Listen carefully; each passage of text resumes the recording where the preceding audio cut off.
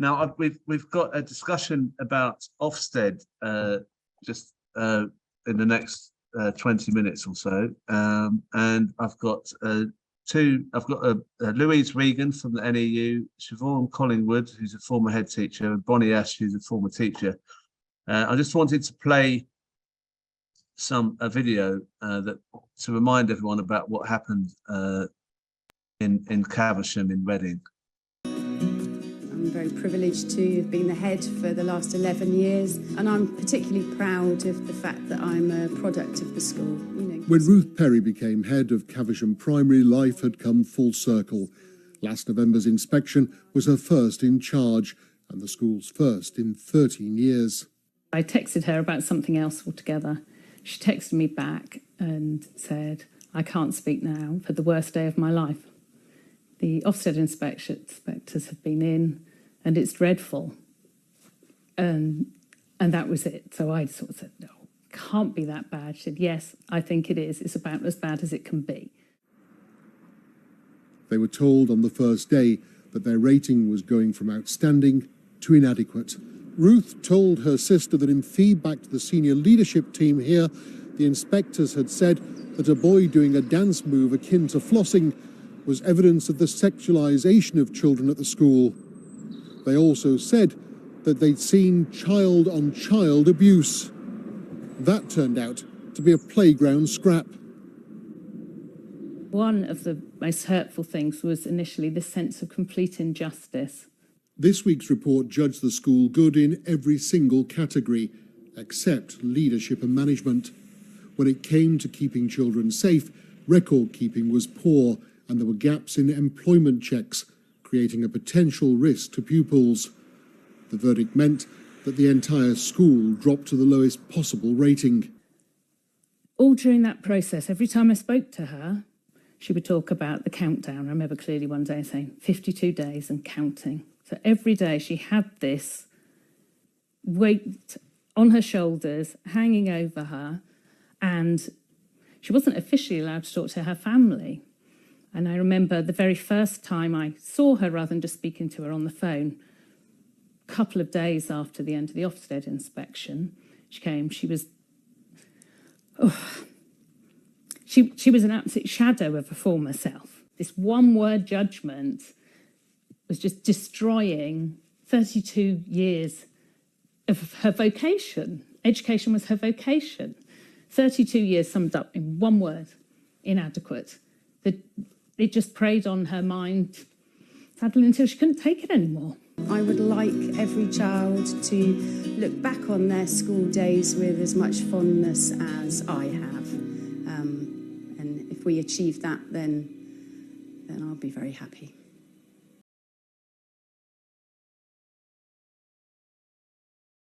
Very sad story about Ruth Perry. Thank you, Louise, Siobhan, and Bonnie for coming on. Louise, can you tell us if this is a common situation for teachers that feel that overwhelmed? Head teachers especially.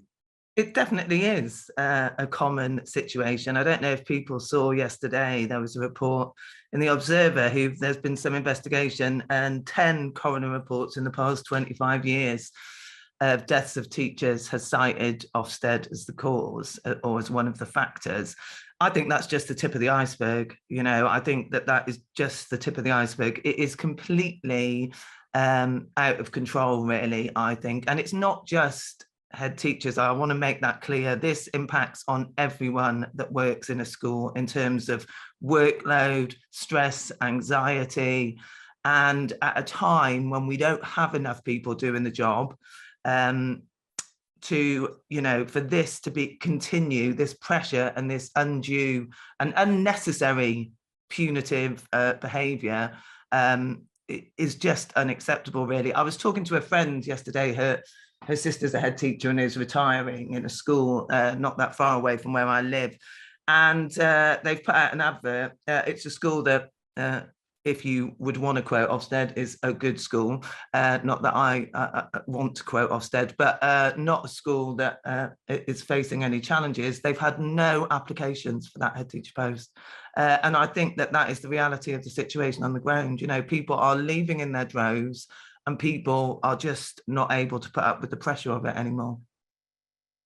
And Siobhan, you were a head teacher, now you're ex-head teacher. Is that anything to do with Ofsted? It's one of the reasons. I've been through, as a head teacher, I've been through 5 Ofsted inspections, and I can't, the schedule changes constantly, which means what you're inspected on is changing constantly, which means there's a whole industry that grows up around about helping you jump through the hoops to get through that schedule, so that you won't end up being branded and your school won't end up being punished for being what they consider to be a failing school, when actually we know that, because I worked in a disadvantaged school as well, we know that if you work in an area of disadvantage, then you're 4 times less likely to receive an outstanding judgment than you are in a more advantaged area. So we know that the odds are really stacked against us. And all you need to do is go and look at, there's a guy called Mr. P, IT Tech Support. He set up a spreadsheet with, and in the first 20 hours that he set it up, inviting people to record their experiences of Ofsted, 1,700 people had entered entries, and they were just horrific. They were about people throwing up in toilets, about people crying uncontrollably, about people not feeling they could go on. You know, in the 5 inspections that I had, the experience was the same every time. The first day was horrific. It was designed to test you to your limits to see whether you would break or not. And then when they decided that you were all right and you were good, they would then start trying to find evidence to show that was okay. One of them even said to me, I know this is a good school, but because of your catchment area, it doesn't work for you. So I have to find a way of making the algorithm fit, getting you through the algorithms. And then on the last inspection I had a rogue inspector. He arrived, and the first thing he said to me was that the school was too complicated for him. He'd never worked in a school like this, and he was a secondary school teacher, so he felt it needed to go immediately into a full inspection. He's not supposed to make those judgments until he's looked carefully at it. So for that full day, we were just marking time. And what he did during that day was, in the first hour, he made 2 members of staff cry, and he made children cry in an interview that he was in. So he was out of his depth and he became nasty through it. And then the next day, he just double booked, treble booked, went over his time. We made a complaint about his conduct through that. And of course, what happens? Ofsted investigate themselves. So they had to admit to the timesheet stuff, because there was absolute evidence of that he'd exceeded his time limits. But in terms of his bullying, aggressive, confrontational and inadequacies, of course they were never going to uphold that. So it was kind of, we were left with a bitter taste in our mouth. But we came out of it with a good judgment. And the last thing he said to us was, you're a good school by the skin of your teeth. And with the smallest of tweaks, you'll be outstanding. What a complete nonsense. So then I got into the car, drove away, and on the way home, had to pull in, just started to shake from head to toe. I couldn't keep on driving. And all that was going on in my head was, I don't ever want to go through that. I can't go through that again. And thankfully, that was my last inspection, because I don't think I could have coped with another one of them. I think I would have broken under the pressure of it. Wow. So, I mean, so in effect, it did stop you wanting to continue what you were doing as a head teacher. It was a factor. I mean, COVID was another factor, and the complete mismanagement of the government throughout that, and the pressure that it put on people.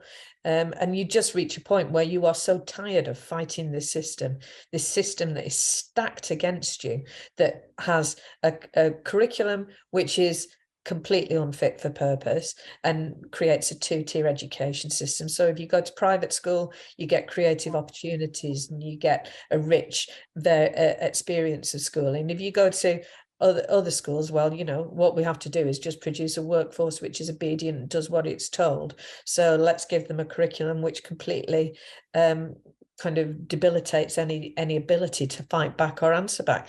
And we're fighting within that system all the time. And all you do as a head teacher is try to protect your staff from the ridiculous inadequacies of government policy, and deal with ever reducing budgets, and have to deal with all the social ills that come your way when they've got rid of austerity has wiped out any services that you could have gone to and relied on to support. So you get hit by a tsunami of misery with nothing to cope with it, and then you get punished by an Ofsted system that is not fit for purpose.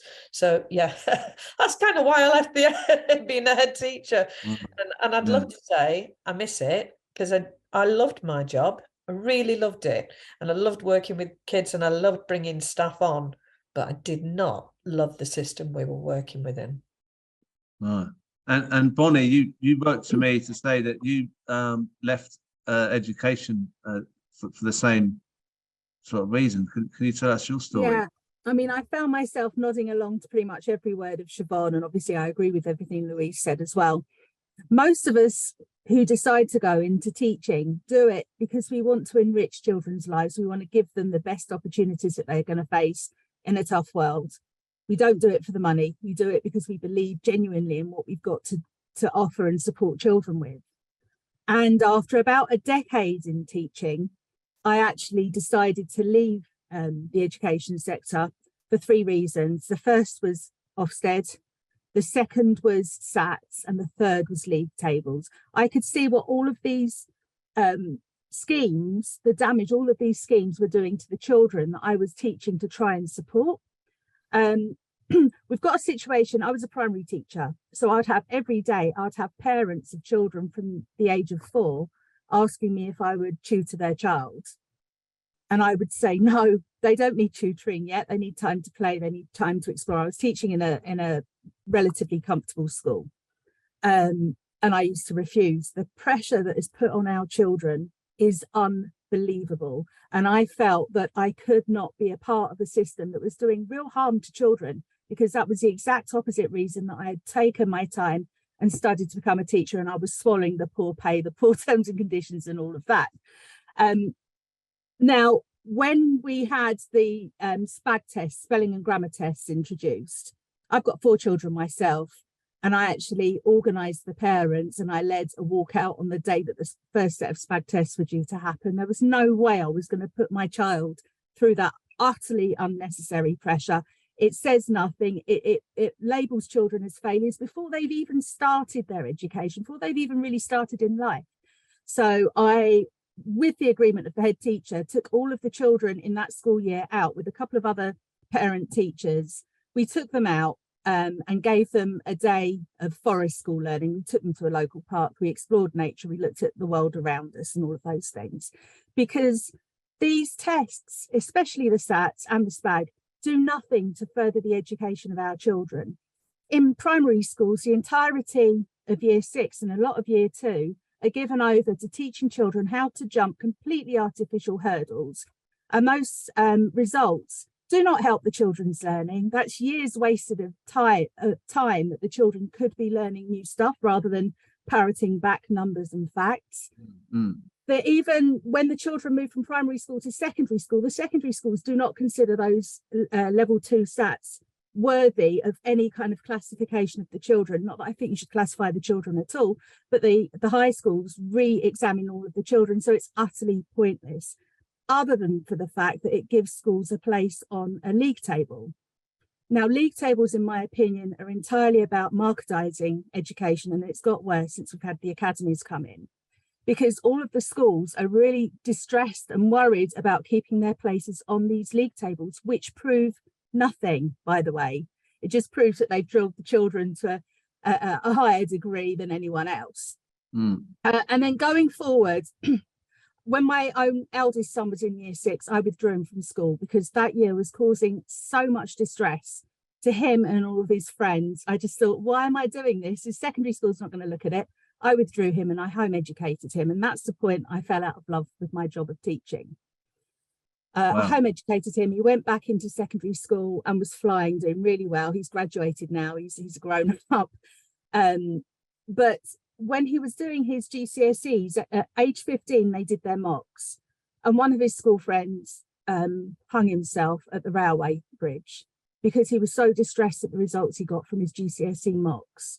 And that really, really impacted all of us and all of the children in that year. Then 2 years later, from the same school when he was doing his A-levels, and I'm not berating the school whatsoever, it's the system that doesn't work. A 17-year-old took his life on getting his A-level mock results. Now, this is doing serious harm to our children. And we really do need, as parents and educators, we really do need to take a stand against this. It does untold harm to the mental health of adults. Imagine the degree of harm it's doing to our children. Yeah. We do need to get a system change in our education. Our education model has largely, with what's given to the children, is largely unchanged from the 19th century, where we had an education system set to deliver a tranche of cheap labour. Now, that is not the world that we're living in anymore. We've seen, as Siobhan was saying, we've seen all the creative lessons classes and all the practical classes stripped out of our education system.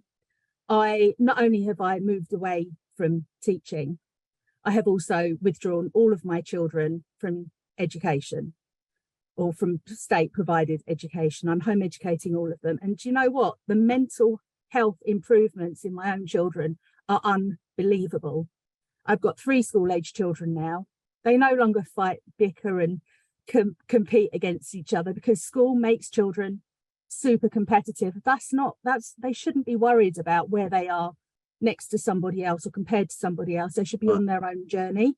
And they are so much happier. They are learning instruments, they're being creative, they're making art projects. And just a little bit of information, the number of people that are home educating now is going through the roof. I looked up some figures this morning, and these are only guesstimates because there's no compulsion on local authorities to collect figures of children that are home educated. But the estimates are in 2014, there are around 34,000 home educated children in the UK. In 15, there were 39,000. In 2016, there were 48,000. In 2020, there were at least 81,000 children home educated. Now, that tells me that the system is not providing what the majority of children really, really, really need. Another thing that concerns me as well. Can I just aware of the time? I just want to move on to something about what we can do, because Louise, do you think that what's happened with Ruth Perry, do you think that's changed the debate? Do you think that there might be this is an opportunity to question Ofsted and maybe change the whole way it's run? I mean, I think it is a pivotal moment, to be honest. I think you only have to look at the press, look at social media. I mean, there was a really interesting article by parents at the school, actually, where parents at the school were quoted, who talked about the fact that they had chosen the school and they, that they thought at one point that Ofsted ratings were important, but actually this has made them realise actually it means nothing. And actually, I think, the level of shock amongst that community, that one word, that inadequate, can cause somebody so much stress, they take their own life, somebody that they trusted, that they had such huge respect for. And I think, the education unions last week called on Ofsted to pause its inspections, to look at this, to investigate what is happening. They haven't done that. I mean, it's absolutely outrageous, and there's further evidence coming out all the time at the moment. People are starting to really dig into what has been going on. And this isn't new. What is happening now is not new. This has been since the inception of Ofsted.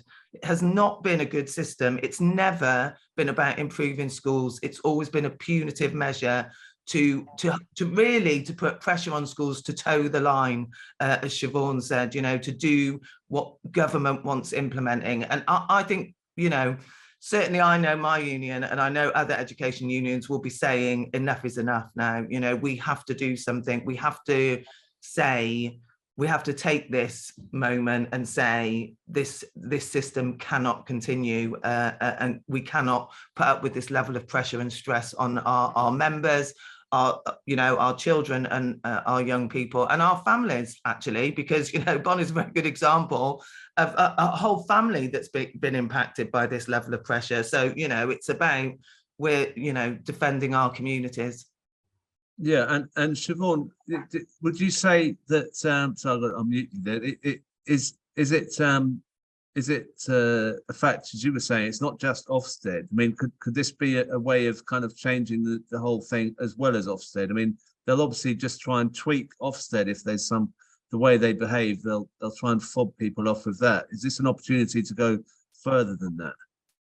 I think so, but I think the first thing we need to do, because it's like I would liken Ofsted to the barking Alsatians that you would see in prisons, kind of trying to force people into submission. That's kind of my view of Ofsted. But if we got rid of that, then people's fear levels would change. And people would start to handle and manage and run their schools in ways that they actually want to. Because what Ofsted does at the moment is forces people into cognitive dissonance, which is bad for you. It forces you into believing one thing and doing something else, which is really, really bad for your mental health. So I think get rid of Ofsted and you would give people you would equip people with the tools to be able to manage their own schools in the way that they want to manage their own classrooms in the way that they want to take risks with learning again. Nobody's going to take risks with learning at the moment and in this environment, because it is a completely risk-averse situation created by Ofsted. And, to come back to what Louise was saying, if this was a product, if Ofsted was a product like a cleaning product or a piece of electrical equipment within a school, and it was responsible for the deaths of 10 people cited in coroner's reports, it would have been withdrawn immediately. There would have been don't use it, don't allow it to be used as on a health and safety requirement because of the risk. And I think that's the argument we need to be using at the moment around about Ofsted. We need to be saying, this has killed people. We know it. So let's just stop it until we can really investigate what it is that's causing that level of mental torture for people and that level of damage within our system. It's not a kind of theoretical or debate about what you might think to be right or what you might feel. This is actually now a risk to life. So if that's the case and is proven, why are we tolerating it? Why aren't we stepping in on the health and safety and saying, stop, now you've killed enough people?